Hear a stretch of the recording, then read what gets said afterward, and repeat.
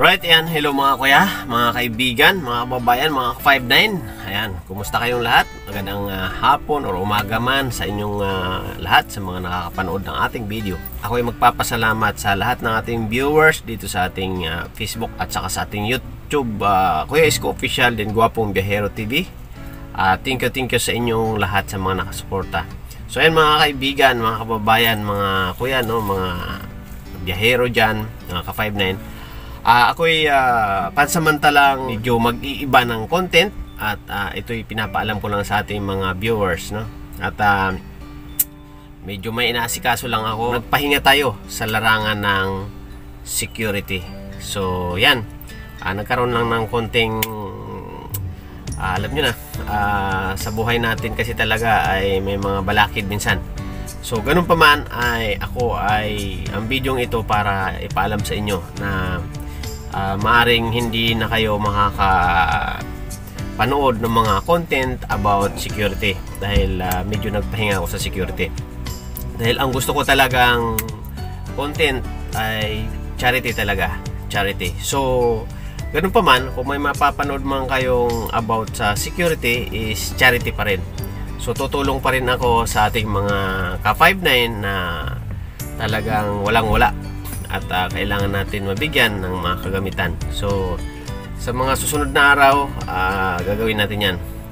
At yun na nga, bali kung ano man ang content na may upload ko dito sa ating channel, please support lang po, like and share. At salamat sa mga nagsishare. At huwag kayong mahiyang mag-comment po mga kaibigan, mga kababayan. Mag-comment po kayo sa comment section at kung ano po yung inyong mga gustong sabihin. So yan, bali sa ngayon talagang nagpahinga muna tayo, no? Pagkos mayroon tayong mga sideline extra income, mapapanood niyo yan dito sa mga upload ko, kasi kailangan natin uploadan yung ating mga channel. So bagkos talagang ang focus ko, ang isang direksyon ko ay yung makatulong sa kapwa.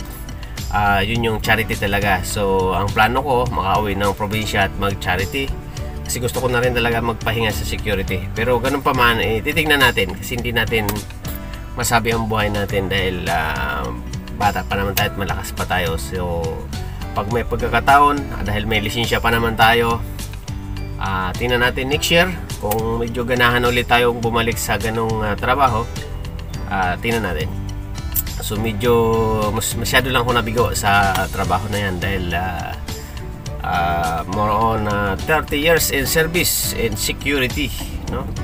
So medyo minalas nitong mga nakaraang taon kasi nag-close yung company, no? Hindi tayo nakatanggap. So dahil sa kabaitan natin, sa mapagbigay tayong tao, hindi na tayo naghabol dahil nga na-transfer naman tayo sa ibang kumpanya. So kumbaga ang akin noon is naging okay na ako dahil kumbaga natanggal na yung tinik sa pakiramdam at na-transfer ng ibang company. Bagkos yun na nga, wala talaga kaming wala talagang nakuha. So ganun pa man, sabi ko nga, lahat ng ito ay ipagpapasa Diyos na lang natin. So alam naman ng Diyos yan kung anong klaseng tao tayo o paano tayo magtrabaho. So bagkos yun na nga, pag ika nga sabi nga nila, pag talagang ibigay mo lahat yung kabaitan mo, serbisyo mo is talagang di mo na mapagsamantalahan ka na talaga, no? So kaya ngayon inaral-aral ko rin yung mga situation na yan na kumbaga siguro talagang yung tama lang. Kasi tayo po mga kaibigan, pagdating sa trabaho mga ka 5'9" ay lumalaban tayo ng walang orasan, no? So tuloy-tuloy ang oras, 24 hours man yan, o walang 8 to 8 sa akin, walang 12 to 12 sa akin, kundi tuloy-tuloy, continuous yung oras pero yung sweldo maintain, walang ano yan, walang walang dagdag, bagkus na babawasan pa dahil nga sa mga kinakaltas. So malabong magkadagdag. So yan, so experience bilang security officer ay hindi maganda ang naging experience ko. Pero sa kalaman is papasalamat ako sa mga nangyari kasi siyempre hindi tayo magiging mabuting officer kung hindi maganda yung ating mga natutunan.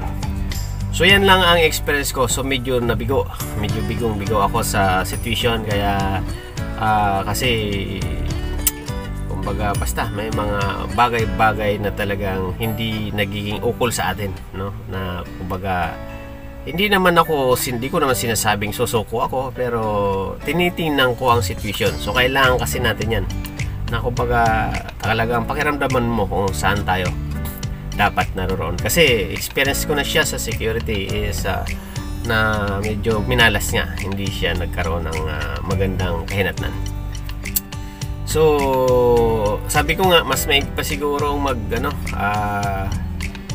ordinaryong security guard, kasi wala ka masyadong intindihin, no? Bagkos yung sweldo mo is continuous lang, no? So gawa ka na lang ng mga para-paraan para sa mas umita pa, no? So sa akin kasi yun na nga, katulad ng nasabi ko sa una, ay hindi kasi ako tumitingin ng sweldo, hindi ako tumitingin ng oras. Basta nakapag-uusap, ayos na yon, no?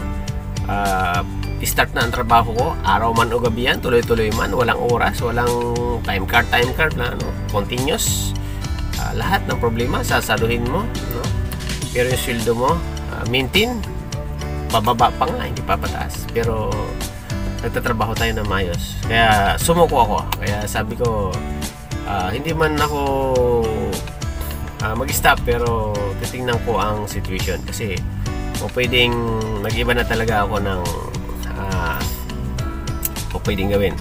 So katulad ng pagbablog na ito ay hindi ko ito ihinto, dahil nasubukan ko na ito na talagang maayos dito kumita.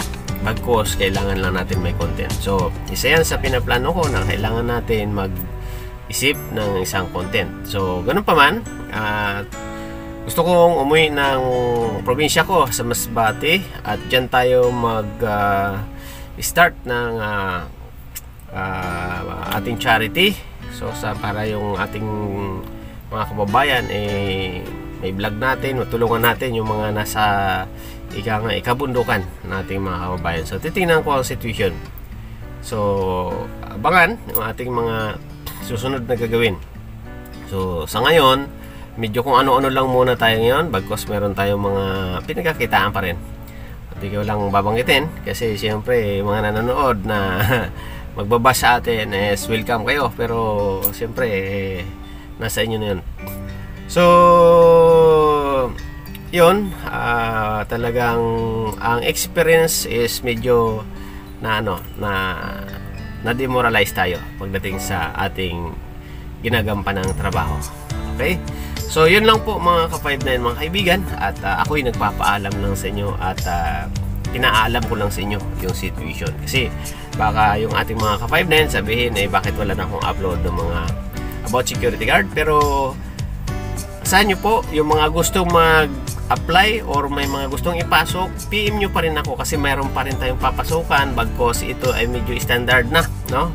Dati kasi nung nasa isang company pa ako na pinanggalingan ko, ay desisyon ko kung sino yung pwede kong tanggapin, dahil ultimo yung ating mga kapatid na Muslim, wala sa tamang height na tatanggap natin, kahit wala sa tamang edad, kasi nga gusto ko makatulong.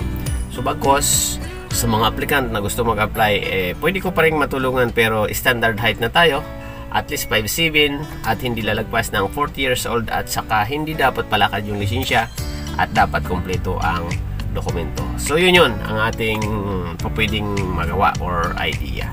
So muli, Kuya Isko Official, maraming salamat po sa inyo. Ito pong video na ito ay para ipalam ko lang sa ating mga viewers, kasi nga ilang linggo na tayo na walang upload, no? So sana suportahan nyo pa rin ang channel na ito. So maraming salamat po sa inyo, at thank you very much po muli, Kuya Isko Official and Gwapong Biyero TV, at ating Facebook account, Charles Francisco. Mabuhay po!